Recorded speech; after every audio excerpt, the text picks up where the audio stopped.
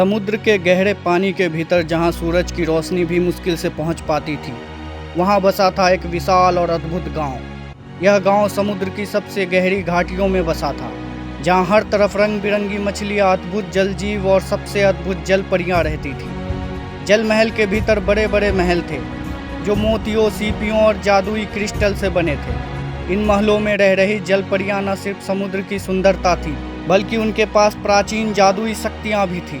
वे समुद्र के नियमों की रक्षक थी और जल महल की सुरक्षा उनकी सबसे बड़ी जिम्मेदारी थी। दूसरी तरफ समुद्र की सीमा पार एक अंधकारमय विशाल जंगल था।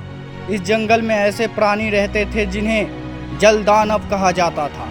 यह जल दानव समुद्र की शक्ति को अपने कब्जे में लेना चाहते थे और खासकर जल परियों की जादुई शक्तियों पर उनकी गहरी नज़र थी। जल दानवों का राजा का नाम था वरुणासुर, जो वर्षों से जल महल को बर्बाद करने की योजना बना रहा था। कहानी की शुरुआत होती है जब जल महल की सबसे बहादुर जल परी नीला एक दिन समुद्र की सीमा की सुरक्षा कर रही होती है।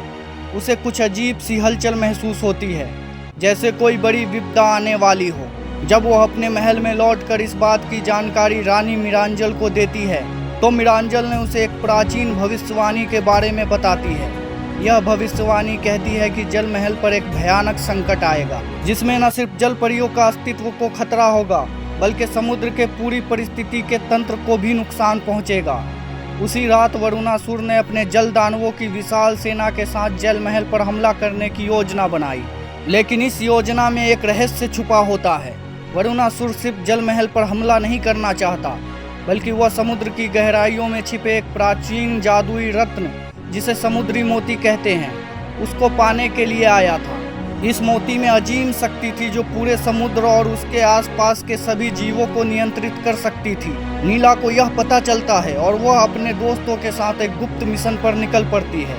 उनके साथ एक और योद्धा होता है रुद्र, जो मानव होते हुए भी समुद्र के रहस्य को समझने की अद्भुत क्षमता रखता है। रुद्र और नीला को एक दूसरे पर भरोसा करना होगा, क्योंकि उसका सफर न सिर्फ वरुणासुर की सेना से बचने का है, बल्कि उन्हें समुद्री मोती को भी वरुणासुर से पहले खोजना है। जंगल के अंधेरे में जहां जल दानव अपनी गुफाओं में छिपे रहते हैं, वहां कई खतरनाक रहस्य हैं। नीला और रुद्र को अपने सफर के दौरान कई तरह की बाधाओं और प्राणियों का सामना करना पड़ता है। नीला और रुद्र के इस साहसी सफर की शुरुआत जल महल से दूर समुद्र की अनंत गहराइयों की ओर होती है।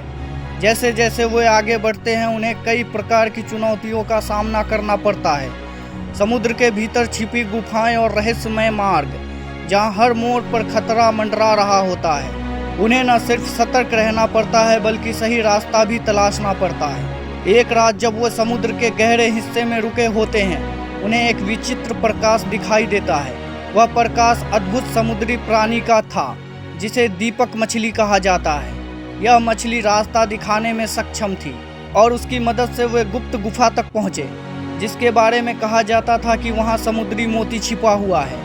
लेकिन गुफा के प्रवेश पर उन्हें एक विशालकाय जल रक्षक का सामना करना पड़ता है, जो सिर्फ सच्चे दिल वाले को ही अंदर जाने देता है। नीला और रुद्र की सच्चाई और उनकी निष्ठा की परीक्षा ली जाती है। जब वो गुफा के अंदर जाते हैं तो वहाँ का वातावरण एकदम शांत और रहस्यमय था। गुफा की दीवारें चमकदार मोतियों से जड़ी थी और बीच में एक विशाल शिला पर वह समुद्री मोती रखा हुआ था। मोती की चमक ऐसी थी मानो उसमें पूरा समुद्र समाया हो। लेकिन जैसे ही वो मोती को लेने की कोशिश करते हैं, गुफा की दीवारों से वरुणासुर के भेजे गए जल दानव प्रकट हो जाते हैं। एक भयंकर लड़ाई शुरू हो जाती है। नीला अपनी जल परियों की जादुई शक्तियों का इस्तेमाल करती है, जबकि रुद्र अपनी युद्ध कलाओं से जल दानवों का मुकाबला करता है। लेकिन जल दानवों की संख्या इतनी अधिक थी कि वे खुद को असहाय महसूस करने लगते हैं। इसी बीच नीला को एक अद्भुत शक्ति महसूस होती है।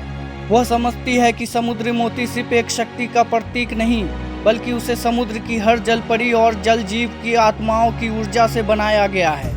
नीला मोती को छूते ही उस शक्ति को जागृत कर देती है, जिससे एक उज्जवल प्रकाश फैल जाता है और सभी जल दानव तुरंत मिट जाते हैं। पर यह जीत अस्थायी थी, क्योंकि वरुणासुर खुद अब सामने आ चुका था।